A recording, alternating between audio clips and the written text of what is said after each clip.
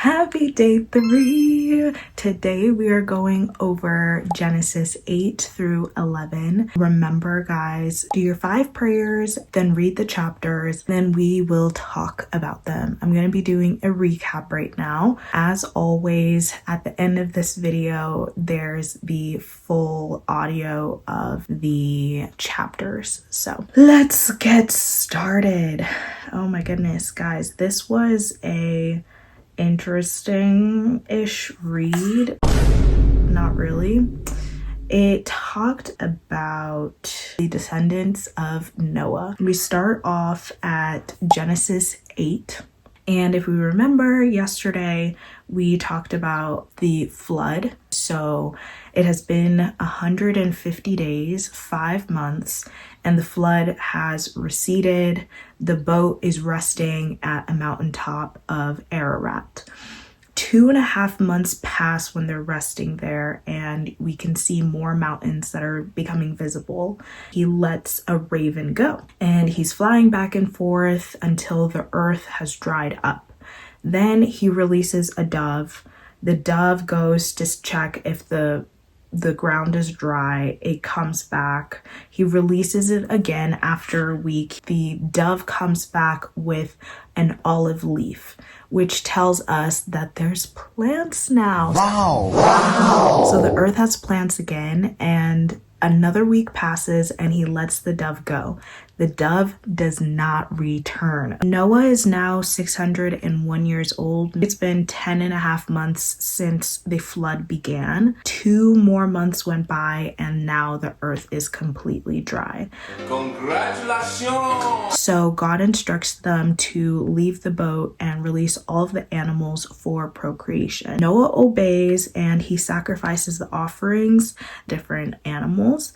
God was pleased and he promised that he will never, ever do this again. He will never curse the ground because of the human race, and he will never destroy all of living things through a flood again. Even though human beings are wicked to the core, he's like, even though that's the case, this is my creation. I love you guys. So just know, if you ever see a rainbow, that is me promising you I will never do this again. Aww. Genesis 9, he tells Noah and his sons to reproduce. And remember my question from yesterday, God was saying like, oh, reproduce, but he was only talking to the animals. So today he says to Noah and his sons to repopulate the earth. He's not saying like to just anybody, because the whole world, there's only 8 people in the world. So he's like, go and repopulate the entire earth and spread around the entire earth. Oh, then he also says, remember the question I had about like vegetarianism? He is specifically like says now, like you can go and eat animals. However, not the ones with lifeblood. That's a question mark. I don't know what you mean by lifeblood. Does that just like you can't kill, like you can only wait until an animal is dead, then you can eat it? Is that what he's saying? So question mark there. He says not to kill or else you will be killed. He reemphasizes his promise again and how like the rainbow will serve as a reminder that he'll never destroy every living creature on earth. And that is their covenant with him, Noah, and the world. So then we go into Noah's children and then all of the children after that. So it starts off Shem, Ham, and Japheth. There's a little story about how Noah is planting a vineyard and then he gets really drunk and is naked. What? And Ham sees his naked father and tells his other brothers. So the other brothers take like a cloth and like shield the dad so they don't see him, but like cover him.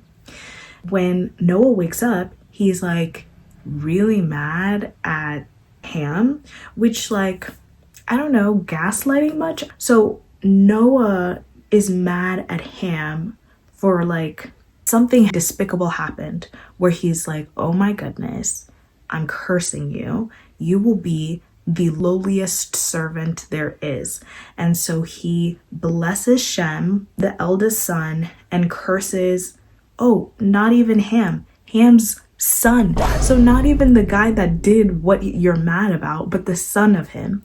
His name is Canaan, and says, you will be a servant to Shem. And then Noah lives for 350 more years and dies at the age of 950. Okay, so then it goes and talks about the descendants of the three sons of Noah. Okay, they do all of the sons of Japheth, and then the sons of Gomer and Javan, and then they call all of those people seafarers. And then they have Ham, which was Cush, Mizraim, Put, and Canaan.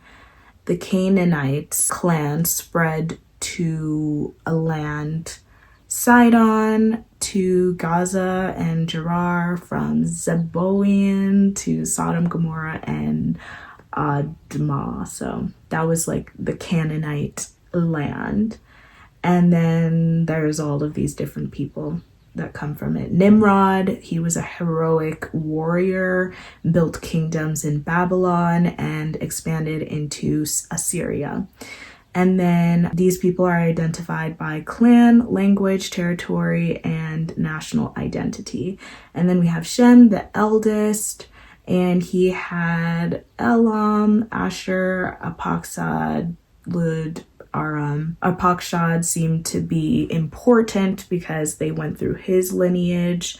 We have Shelah, then we have Aber, then we have Peleg, which means division, because he lived when the world was divided into language groups, which we'll talk more about later. And they're identified by the clan, language, territory, and national identity. They start off Genesis 11 by saying that they're traveling east and they found the land of Shinar to settle.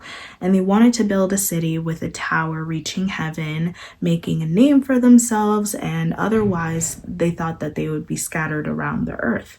And so God peeps what they're doing and comes down. He's like, oh no. If the people have the same language, then they're going to be able to do anything and everything. Oh no, this is not right. This is not right. So he says, come, meaning he's talking to, I guess, other angels. Like, I'm like, okay, who is he talking to? He's saying come. Okay. So like, okay, who else is doing this with him? And then he says, let's confuse language so they don't understand each other, and then let's scatter them everywhere. So then we go through Terah's lineage. Terah has 3 kids, Abram, Nahor, and Haran. Haran is the one that died, and Haran's children, Iscah and Milcah, they go with Sarai, Abram's wife, because she is infertile. So then they go with Terah to Canaan, but actually they don't make it there. They just stay in Haran. And Terah dies at age 205. And that is the absolute end. So yeah, that was interesting. We shall see what comes from the next chapters, but sound off in the comments below. Let me know what you guys are thinking. If you guys have any questions, or if there's anything that are just like coming to your head. And I'll see y'all tomorrow for day 4. Genesis chapter 8. But God remembered Noah and all the wild animals and livestock with him in the boat. He sent a wind to blow across the earth, and the flood waters began to recede. The underground waters stopped flowing, and the torrential rains from the sky were stopped. So the flood waters gradually receded from the earth.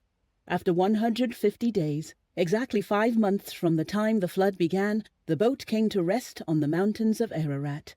2.5 months later, as the waters continued to go down, other mountain peaks became visible.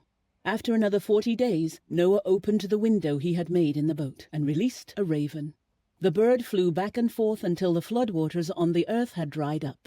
He also released a dove to see if the water had receded and it could find dry ground. But the dove could find no place to land because the water still covered the ground. So it returned to the boat, and Noah held out his hand and drew the dove back inside. After waiting another 7 days, Noah released the dove again. This time, the dove returned to him in the evening with a fresh olive leaf in its beak. Then Noah knew that the flood waters were almost gone. He waited another 7 days and then released the dove again. This time, it did not come back. Noah was now 601 years old. On the first day of the new year, 10.5 months after the flood began, the flood waters had almost dried up from the earth. Noah lifted back the covering of the boat and saw that the surface of the ground was drying. 2 more months went by, and at last the earth was dry. Then God said to Noah, "Leave the boat, all of you.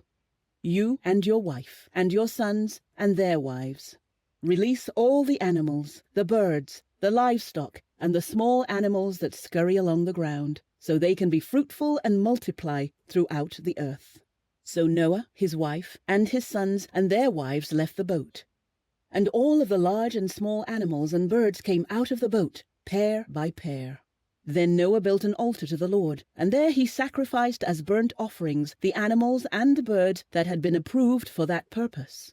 And the Lord was pleased with the aroma of the sacrifice, and said to himself, "I will never again curse the ground because of the human race, even though everything they think or imagine is bent toward evil from childhood.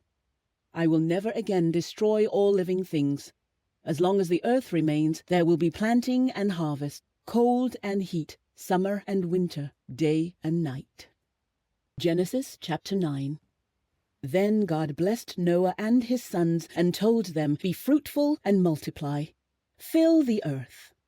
All the animals of the earth, all the birds of the sky, all the small animals that scurry along the ground, and all the fish in the sea will look on you with fear and terror. I have placed them in your power. I have given them to you for food, just as I have given you grain and vegetables. But you must never eat any meat that still has the lifeblood in it. And I will require the blood of anyone who takes another person's life. If a wild animal kills a person, it must die. And anyone who murders a fellow human must die. If anyone takes a human life, that person's life will also be taken by human hands, for God made human beings in his own image. Now be fruitful and multiply and repopulate the earth." Then God told Noah and his sons, "I hereby confirm my covenant with you and your descendants, and with all the animals that were on the boat with you, the birds, the livestock, and all the wild animals, every living creature on earth. Yes, I am confirming my covenant with you. Never again will flood waters kill all living creatures. Never again will a flood destroy the earth." Then God said, "I am giving you a sign of my covenant with you and with all living creatures for all generations to come. I have placed my rainbow in the clouds. It is the sign of my covenant with you and with all the earth. When I send clouds over the earth, the rainbow will appear in the clouds, and I will remember my covenant with you and with all living creatures. Never again will the flood waters destroy all life. When I see the rainbow in the clouds, I will remember the eternal covenant between God and every living creature on earth." Then God said to Noah, "Yes, this rainbow is the sign of the covenant I am confirming with all the creatures on earth." The sons of Noah who came out of the boat with their father were Shem, Ham, and Japheth. Ham is the father of Canaan. From these 3 sons of Noah came all the people who now populate the earth. After the flood, Noah began to cultivate the ground, and he planted a vineyard. One day he drank some wine he had made, and he became drunk and lay naked inside his tent. Ham, the father of Canaan, saw that his father was naked and went outside and told his brothers. Then Shem and Japheth took a robe, held it over their shoulders, and backed into the tent to cover their father. As they did this, they looked the other way so they would not see him naked. When Noah woke up from his stupor, he learned what Ham, his youngest son, had done. Then he cursed Canaan, the son of Ham. "May Canaan be cursed. May he be the lowest of servants to his relatives." Then Noah said, "May the Lord, the God of Shem, be blessed, and may Canaan be his servant. May God expand the territory of Japheth. May Japheth share the prosperity of Shem, and may Canaan be his servant." Noah lived another 350 years after the great flood. He lived 950 years, and then he died. Genesis chapter 10. This is the account of the families of Shem, Ham, and Japheth, the 3 sons of Noah. Many children were born to them after the great flood. The descendants of Japheth were Gomer, Magog, Madai, Javan, Tubal, Meshach, and Teras. The descendants of Gomer were Ashkenaz, Rippath, and Togarmah. The descendants of Javan were Elisha, Tarshish, Kittim, and Rodanim. Their descendants became the seafaring peoples that spread out to various lands, each identified by its own language, clan, and national identity. The descendants of Ham were Cush, Mizraim, Put, and Canaan.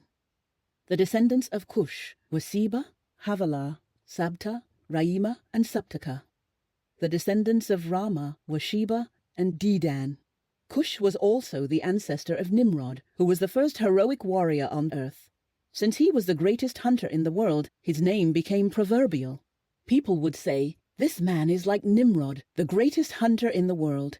He built his kingdom in the land of Babylonia, with the cities of Babylon, Erech, Akkad, and Calneh. From there he expanded his territory to Assyria, building the cities of Nineveh, Rehoboth-ir, Calah, and Resen, the great city located between Nineveh and Calah. Mizraim was the ancestor of the Ludites, Anamites, Lehabites, Naphtuhites, Pathrusites, Caslahites, and the Caphtorites, from whom the Philistines came. Canaan's oldest son was Sidon, the ancestor of the Sidonians. Canaan was also the ancestor of the Hittites, Jebusites, Amorites, Girgashites, Hivites, Archites, Sinites, Arvadites, Zamorites, and Hamathites.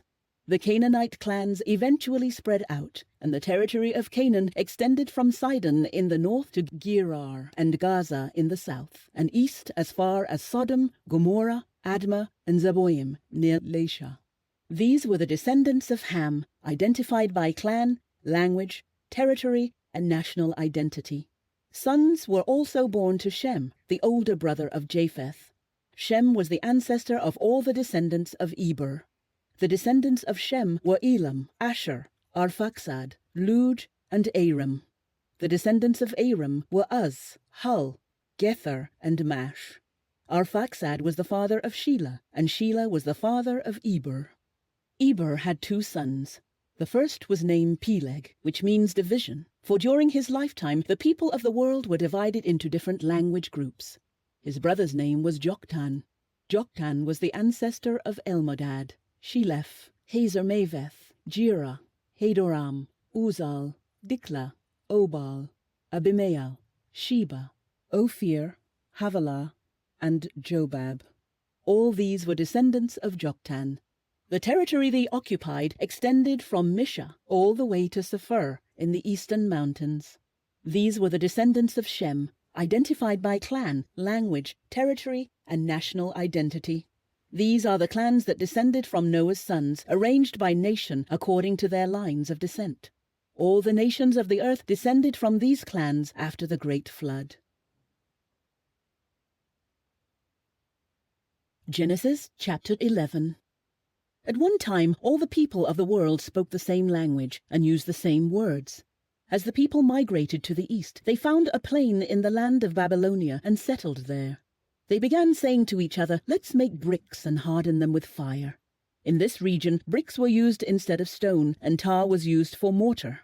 Then they said, "Come, let's build a great city for ourselves with a tower that reaches into the sky. This will make us famous and keep us from being scattered all over the world." But the Lord came down to look at the city and the tower the people were building. "Look," he said, "the people are united, and they all speak the same language. After this, nothing they set out to do will be impossible for them. Come, let's go down and confuse the people with different languages. Then they won't be able to understand each other." In that way, the Lord scattered them all over the world, and they stopped building the city. That is why the city was called Babel, because that is where the Lord confused the people with different languages. In this way, he scattered them all over the world. This is the account of Shem's family. 2 years after the great flood, when Shem was 100 years old, he became the father of Arphaxad. After the birth of Arphaxad, Shem lived another 500 years and had other sons and daughters. When Arphaxad was 35 years old, he became the father of Shelah. After the birth of Shelah, Arphaxad lived another 403 years and had other sons and daughters. When Shelah was 30 years old, he became the father of Eber. After the birth of Eber, Shelah lived another 403 years and had other sons and daughters. When Eber was 34 years old, he became the father of Peleg. After the birth of Peleg, Eber lived another 430 years and had other sons and daughters. When Peleg was 30 years old, he became the father of Reu. After the birth of Reu, Peleg lived another 209 years and had other sons and daughters. When Reu was 32 years old, he became the father of Serug. After the birth of Serug, Reu lived another 207 years and had other sons and daughters. When Serug was 30 years old, he became the father of Nahor. After the birth of Nahor, Serug lived another 200 years and had other sons and daughters. When Nahor was 29 years old, he became the father of Terah. After the birth of Terah, Nahor lived another 119 years and had other sons and daughters. After Terah was 70 years old, he became the father of Abram, Nahor, and Haran. This is the account of Terah's family. Terah was the father of Abram, Nahor, and Haran was the father of Lot. But Haran died in Ur of the Chaldeans, the land of his birth, while his father Terah was still living. Meanwhile, Abram and Nahor both married. The name of Abram's wife was Sarai, and the name of Nahor's wife was Milcah. Milcah and her sister Iscah were daughters of Nahor's brother Haran. But Sarai was unable to become pregnant and had no children. One day Terah took his son Abram, his daughter-in-law Sarai, his son Abram's wife, and his grandson Lot, his son Haran's child, and moved away from Ur of the Chaldeans. He was headed for the land of Canaan, but they stopped at Haran and settled there. Terah lived for 205 years and died while still in Haran.